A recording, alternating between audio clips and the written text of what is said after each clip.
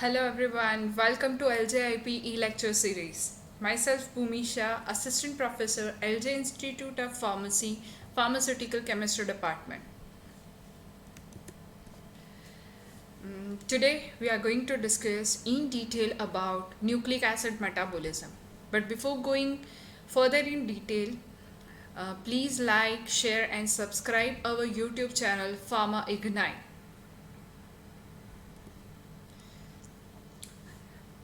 Before this lecture, we have discussed in detail about structure of nucleic acid, DNA, RNA structures, and which are the component for nucleic acid that we have already discussed. Then next, today in this lecture, we are discussing in detail about purine biosynthesis, purine nucleotide biosynthesis.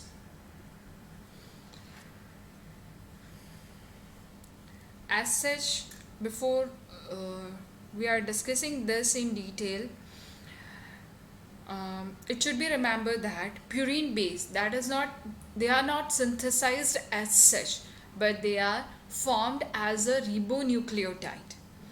These purines are built upon a pre-existing ribose 5 sugars. That means already ribose sugar is there, and over that ribose sugar a purine nitrogen base is going to synthesize. As such, no preform of purine nitrogen base is available, and then preformed nitrogen base combined with the sugar molecule and we have nucleoside. It is not like that. Already we have a sugar molecule, and over which different part is going to attach and they form nitrogen base over that, right? So that is the major part. Now where this nucleotide synthesis is carried out, that is in a liver. That is a major site for the synthesis. Other sites are erythrocytes, leukocytes and brain. They cannot produce purines. But what are the route for the purine nucleotides, that will come across later on. Okay, so but before that, just liver is a major site for purine ribonucleotide synthesis, right? That is normal biosynthesis of purine nucleotide. And if this erythrocyte, leukocytes and brain which cannot produces their purines, so for that we have different route of synthesis of nucleotide, that is known as salvage pathway. Okay, that we'll discuss in our next lecture. Now this is most important. See, I'll use this pointer. This is a purine nitrogen base structure. Now which are the component or chemical moiety which involves for the formation of this component, that we have to consider. See, we have already discussed as numbering in case of purine, that is in anti-clockwise direction. 1, 2, 3, 4, 5, 6. Then second ring 7, 8 and 9. So first number nitrogen, that comes from aspartate molecule. Second carbon, that from formyl THF, tetrahydrofuran. Then third nitrogen and 9 number nitrogen, they come from glutamine molecules, glutamine. Then 6 number carbon, that comes from CO2 molecules, 6 number carbon. This 4, 5 number carbon and 7 number nitrogen, this triad C, C and N, that comes from glycine molecules.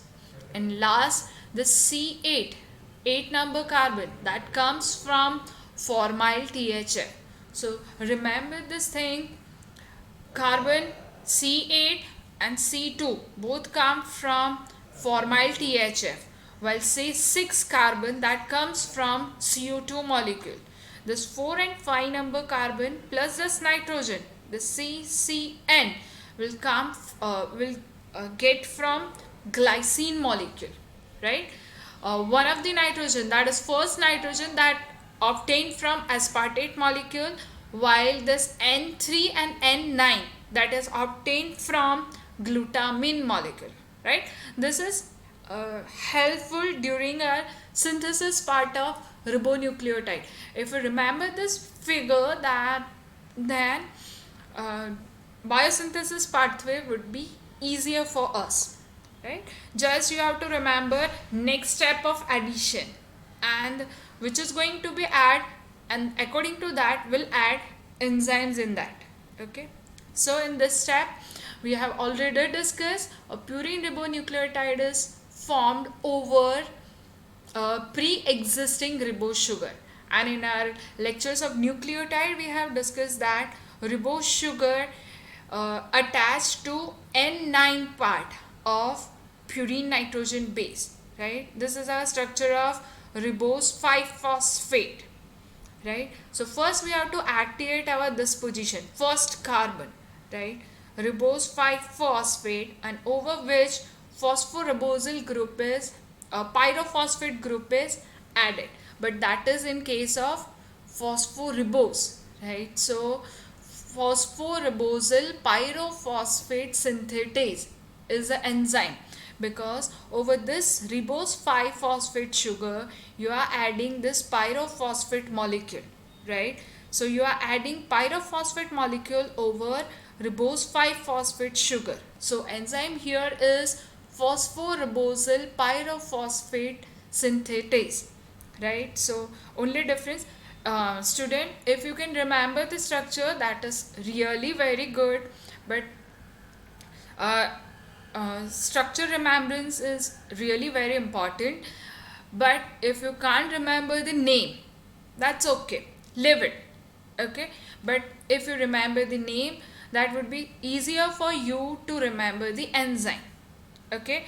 But I suggest if you go with the structure, right?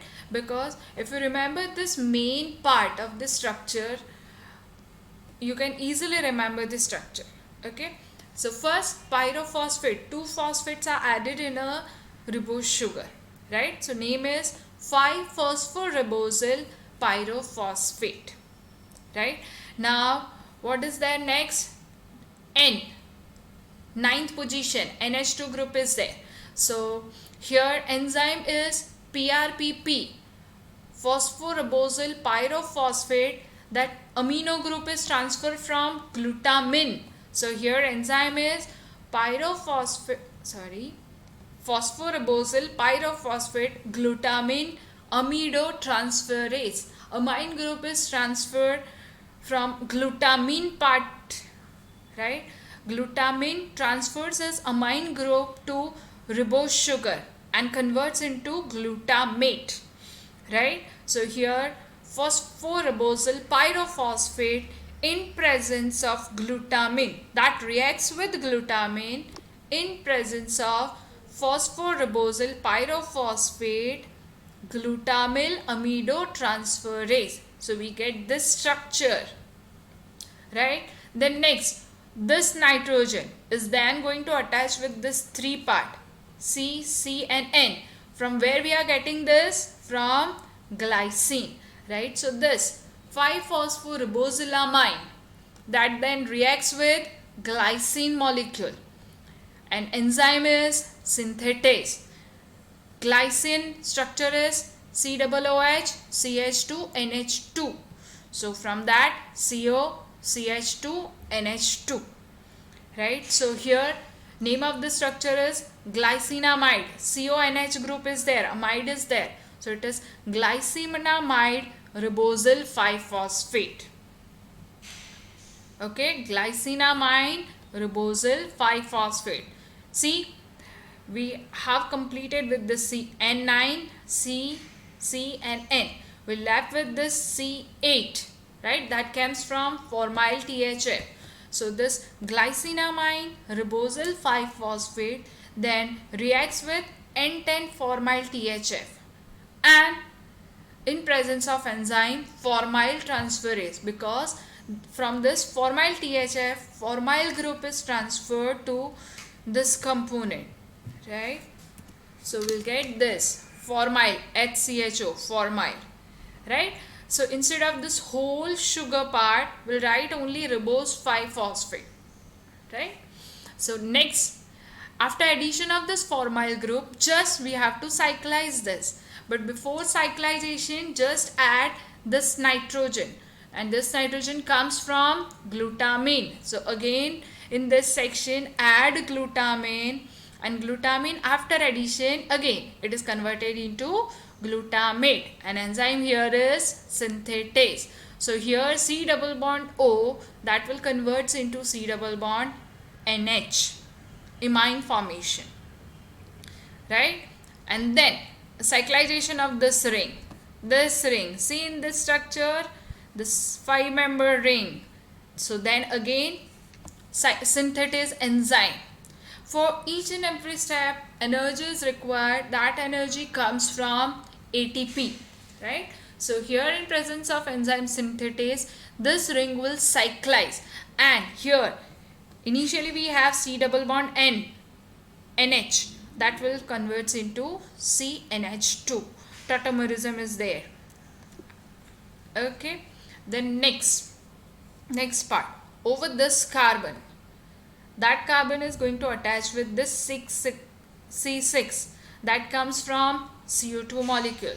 So that molecule, that is 5-aminoimidazole ribosyl 5-phosphate, that is then reacts with CO2. CO2 is going to added, so enzyme here is carboxylase. Simple, with the C4 carbon add CO2 molecule. So that is 5-aminoimidazole carboxylate ribosyl 5-phosphate. Then this is our first number nitrogen, that comes from aspartate. So that this intermediate then reacts with aspartate, right? Full aspartic acid, acidic amino acid. From this amino acid, NH2 group is donated to this nucleotide formation, and rest thing is removed as a fumarate. So initially aspartate is added as a whole structure in the presence of enzyme synthetase, and in a next step this rest molecule, that is leave as a fumarate, right? And in presence of enzyme adenosuccinate